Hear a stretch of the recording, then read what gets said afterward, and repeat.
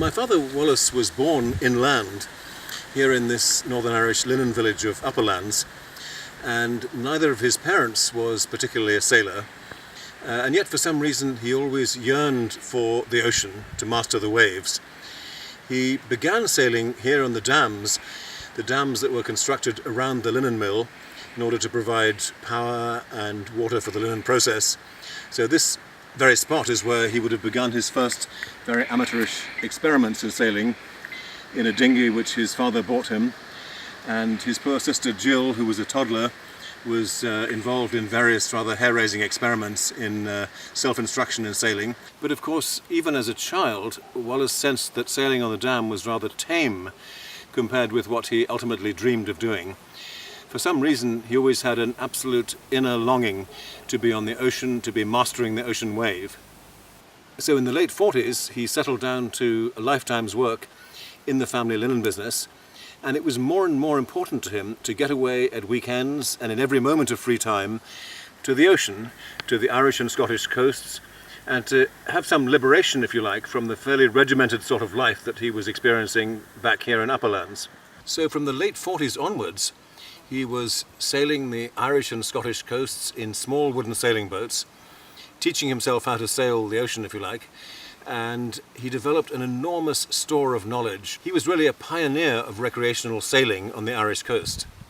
Wallace could strike up a friendship with anybody who shared his love of the sea and who shared his sense of the sea as a place to be loved and, in a sense, mastered, but also feared and respected. So an important stage in my father's self-instruction as a yachtsman was his first trip to Rathlin.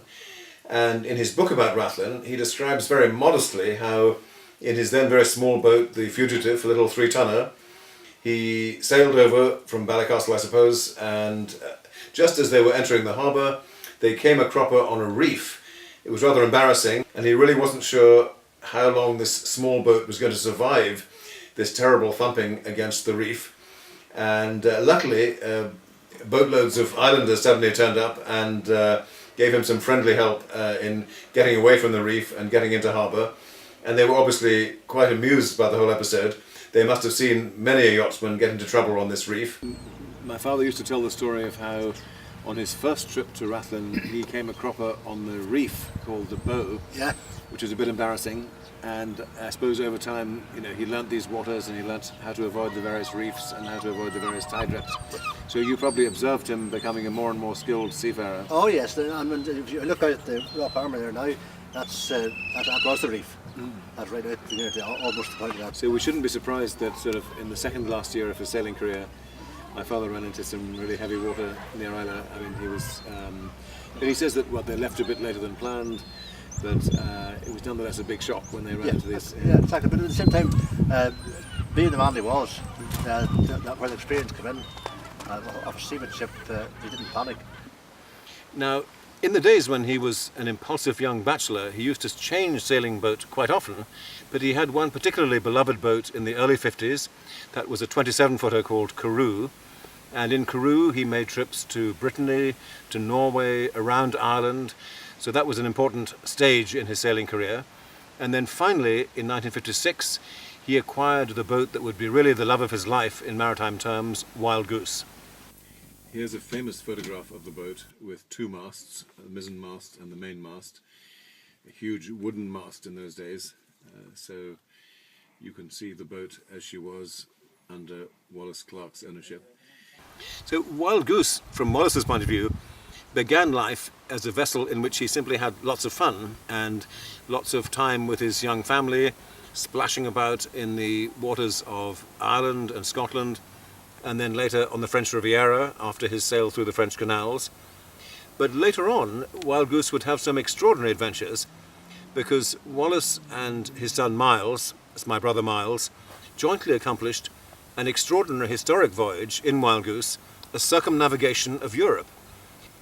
But I suppose, like any old boat, maybe she became tired, she became weary of all this voyaging after a while, this exotic voyaging, and on a fateful night in summer 1998, Wild Goose seemed to give up the ghost in a way.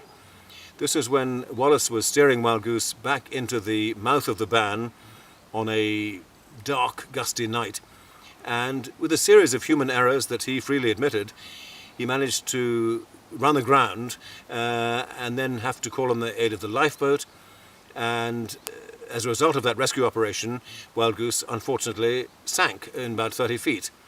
When I came back off holidays in the summer of '98, there was a message on the answering machine in the house. So clearing the messages, I came across this message from Wallace, who informed me that Wild Goose sadly had been lost at the Barmouth, and that if there was an interest in the Maritime Heritage Group to take on the Wild Goose on the seabed, then we, between the insurance company and ourselves, that we would do the salvage operation. And it later transpired that Toby, a very avid sailor and knew the history of Wild Goose, wanted to do as much as he could to help us. And it turned out that he was a soldier, a major in the army, and arranged with the Royal Engineers to take on the salvage of Wild Goose as a project, as a community project. Two of the great moments in his life, really, consisted of exercises in maritime reconstruction, of voyages between Ireland and Scotland. And the first of those great projects of reconstruction was in 1963, when he oversaw the building and then skippered a curragh, very much of the kind that would have been used by the early Christian saints. And this was a voyage from Derry to Iona in memory of the voyage accomplished by St. Columba in the year 563. And I suppose the other big project of maritime reconstruction was in 1991, when he oversaw the building and then the sailing of a galley, a wooden galley, of the kind that would have plied the waters of Ireland and Scotland in medieval times. And this time the maiden voyage was from the west of Ireland, from Westport and Mayo to the Western Isles. In the medieval galley known as the Ailech, he was really reconstructing the world of the Lordship of the Isles. That was a maritime kingdom that held sway on the west coast of Scotland in the Middle Ages, a sort of Gaelic Nordic kingdom founded in effect by the great seafaring warrior Somerled, whom my father greatly admired. And he was able to bring that world alive with a sort of public history lesson in that summer of 1991 when he sailed the Ailech from Ireland to Scotland. But I'm glad to say that that voyage in 1963 was not the last modern effort to reconstruct the world of the Apostle of Scotland. In fact, much more recently, the Causeway Coast Maritime Heritage Group built a curragh and carried out another reconstruction voyage to reproduce the historic voyage of the Irish-born Apostle of Scotland, which was made by tradition in 563. Can you tell us a bit about this boat and who designed it and whose idea it was and how it came to be? Yeah, well, it started in 1996 or 1997. It was the Causeway Coast Maritime Heritage Group, and it involved numerous people in a committee setting it up. And the guy that actually built the boat was the name of Bernard Cassidy, and he completed it in 1987, in which they completed their first voyage up to Iona with only oars to sail and a steering oar as well. So that was the first voyage he done, was the remake of St. Columba or St. Columba Kills up to Iona. Yeah. But you allow yourselves a few modern aids, probably, that St. Columba wouldn't have had. Yeah, if we get into trouble, we have to have a bit of backup, especially when sometimes we don't have a support vessel. So we have what we like to call the Iron Monk to pull us out of trouble if we have difficulties next to shore. But generally we try to do everything as natural as possible with oars and sail. And that vessel, the Column Kill, is still plying the Irish and Scottish waters, and in that sense the tradition of Wallace Clark and the revival of the Columba legacy is still very much a work in progress. Do you think that his writing might have played a part in getting a harbour for this place? Well, he certainly made an awareness of Rathlin. He did play his part over it. I said that Rathlin was a very, very important stepping stone for Wallace. It was the first island that he sailed to. It was where he received a few lessons in sailing. It was the subject of his first full-length book on maritime history. So Rathlin always had a very special place in his heart. And it seems entirely appropriate that a book about his sailing adventures over 60 years was launched on Rathlin Island by publishers who have their base on Rathlin Island, Rathlin Island Books.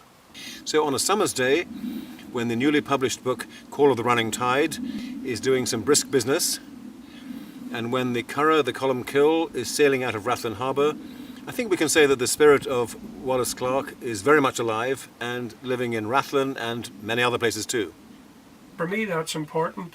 As a Christian, I see Wild Goose as my way of maintaining links with fellow Christians up in the Scottish Islands.